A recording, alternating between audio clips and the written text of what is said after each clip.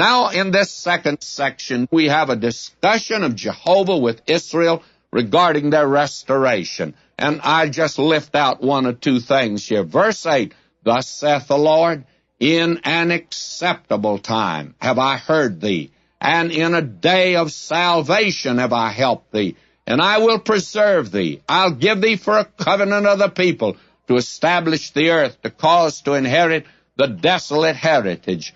Now God heard the prayer of Christ, and he whom the nation crucified will be the one before whom kings will bow.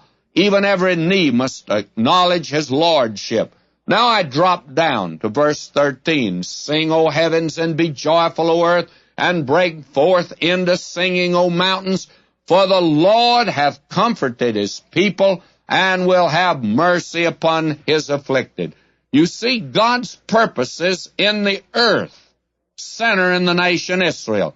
When they are back in the land, then both the heavens and the earth can rejoice. And today, we have everything more or less out of socket today. It's out of place as far as the world is concerned. Israel should be in the land in the place of blessing, serving God. They're not. The church should be in heaven with Christ. Church is still in the world. The devil should be in hell, and he's walking around the earth today seeking whom he may devour. And the Lord Jesus Christ should be sitting upon the throne of this earth, ruling this earth. But he's at the right hand of God. You know, there are a lot of things that have got to get shifted around and get in their right socket. And when they do, then it'll be true of what Browning says. God is in his heaven, and all's right with the world. Right now, Pippin's passes of Browning just doesn't fit into the world that you and I live in. But now the Lord's talking to them here.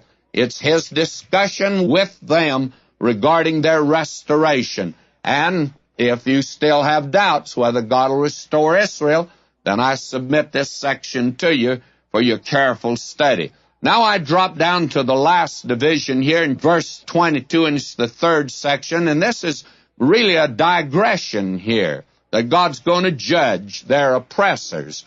Verse 22, thus saith the Lord God, behold, I lift up mine hand to the Gentiles, and set up my standard to the people, and they shall bring thy sons in their arms, and their daughters shall be carried upon their shoulders.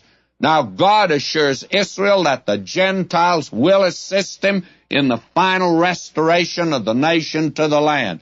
Heretofore, the Gentiles have scattered them, and this makes this rather remarkable prophecy even today. Now you remember, though Great Britain did open that land for them, yet Great Britain is the one that put out a mandate they could not enter. And you remember, they came in by ship without permission, and they have been hindered most of the time. It has taken persecution to push them out of other countries, and we find today they're being blocked in Russia. The second largest population of Jews today is in Russia. And probably I ought to revise that a little and say that the largest is probably in this country, the second is in Israel itself, and the third in Russia. But outside of the land, the second one is in Russia today. And they do not seem to want to get rid of them. And yet they have been subjected to a great deal of anti-Semitism in that land. Now what you have here, therefore, is the fact that in that day, God will bring them back into the land and use the Gentiles to move